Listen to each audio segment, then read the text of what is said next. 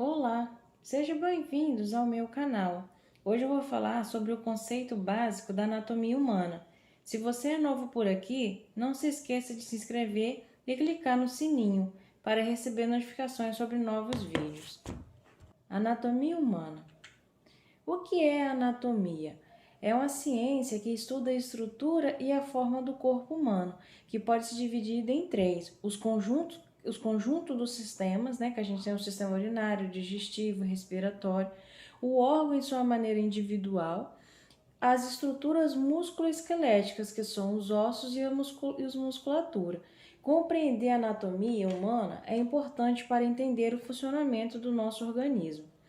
Vamos falar um pouco agora sobre a história da anatomia. Acredita-se que as primeiras dissecações em seres humanos tenham ocorrido no século II a.C., em Alexandria. Por esse período, a área ficou praticamente estagnada, principalmente em decorrência da pressão da Igreja, que não aceitava esse tipo de pesquisa. Os estudos só retornaram com força maior durante o período do Renascimento, destacando nessa época as obras de Leonardo da Vinci e Andrés Vesalius. O primeiro Atlas da Anatomia foi produzido em 1543 por Vesalius, que atualmente é considerado o pai da anatomia moderna. O que a anatomia estuda?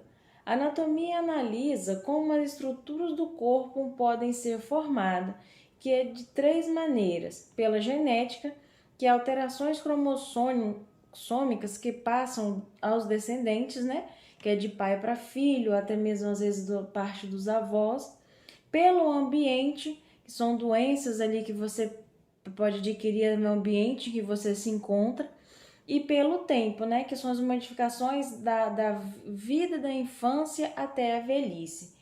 Investiga o mecanismo de evolução que provoca as modificações nas estruturas físicas. Quais são as divisões da anatomia humana? Ela tem dois tipos de método de divisão, que são o método de observação e o método de estudo. O método de observação leva em consideração a maneira como uma estrutura é observada, que esse método é dividido em dois, que é a macroscópica, que é aquela forma que você observa uma estrutura corporal a olho nu, sem a necessidade de aparelho para ampliar; e a microscópica é aquela que as estruturas observadas são pequenas demais e faz necessário o uso de microscópio para observar. E a divisão por método de estudo leva em conta a maneira como o corpo humano é estudado, que pode ser dividida em sistêmica ou descritiva, topográfica ou regional, radiológica, de superfície, sensorial e comparada. Então vamos definir cada uma dessas. A sistêmica ou descritiva divide o corpo em sistemas orgânicos. A topográfica ou regional divide o corpo em sistemas ou regiões, segmentos ou regiões. A radiológica estuda o corpo humano com base no uso de uma imagem. A superfície foca nos estudos nos relevos e depressões existentes na superfície do corpo, nesse caso a epiderme. A sensorial analisa os cortes seriados, e a comparada, com nomes justo zero, compara o organismo humano com os de outros animais.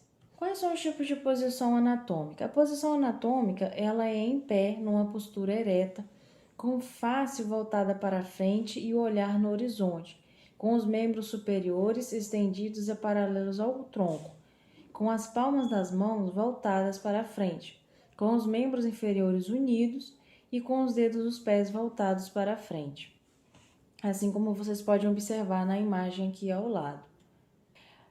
Já as direções a posições anatômicas, a gente tem a superior ou cranial, que é a parte superior do corpo; inferior ou caudal, parte inferior do corpo; anterior, ventral ou frontal, que é a frente do corpo; posterior ou dorsal, parte de trás do corpo; medial, mais perto da linha mediana do corpo; lateral, mais perto da lateral do corpo e mais afastada da linha mediana; proximal, próxima à raiz do membro; distal, longe da raiz do membro. Como vocês podem observar na imagem aqui agora, né? A cranial fica logo no crânio, na posição crânio da pessoa; anterior, posterior, caudal, né? E dentre outras. Agora a gente vai falar um pouco sobre os sistemas, a divisão dos sistemas da anatomia. Vamos lá, né? O sistema tegumentar é um sistema formado pela pele e seus anexos, atua impedindo a entrada de micro-organismos no nosso corpo, evitando perda exagerada de água, protegendo contra a radiação ultravioleta, promovendo a percepção sensorial, entre outras funções. A pele, né, o sistema tegumentar, é formado pela epiderme, a derme e hipoderme.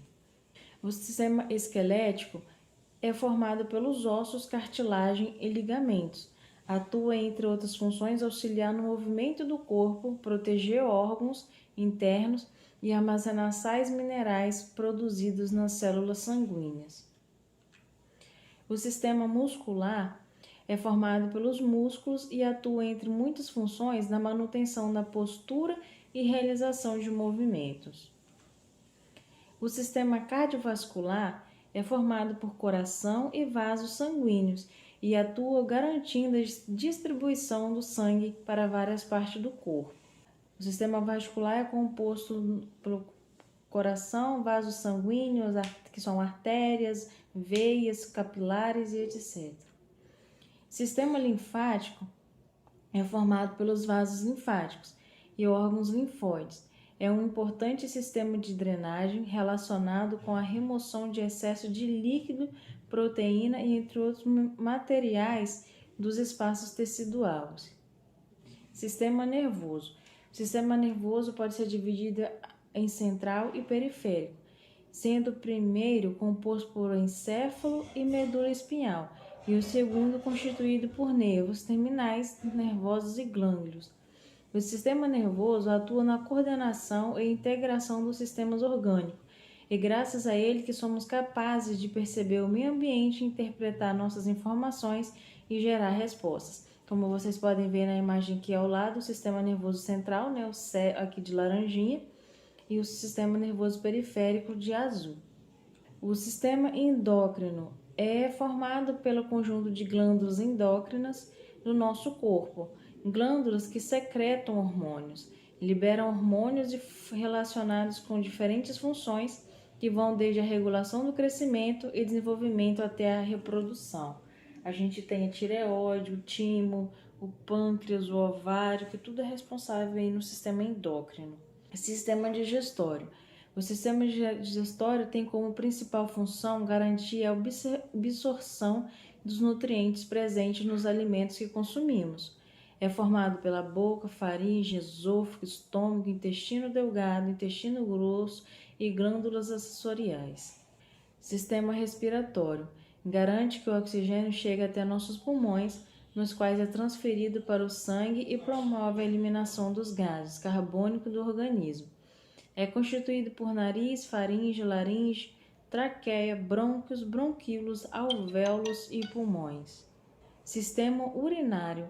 O sistema urinário é responsável por filtrar o sangue e produzir urina, um processo que garante a retirada de substâncias tóxicas e que estão em excesso no nosso organismo. É formado pelos rins, uréteres, bexiga e uretra. Sistema reprodutor masculino garante a produção da espermatozoide e sua transferência para o sistema reprodutor feminino. É formado por testículos, epidídimo, ductos diferentes, uretras, pênis e algumas outras glândulas. O sistema reprodutor feminino é responsável por produzir os ovacitos, receber os espermatozoides durante a cópula e garantir o desenvolvimento de um novo ser em formação. É formado por ovários, tubo uterina, útero, vagina e vulva. Obrigado por você que me acompanhou e assistiu esse vídeo até aqui. Deixe seu like para que o YouTube possa recomendar nossos próximos vídeos.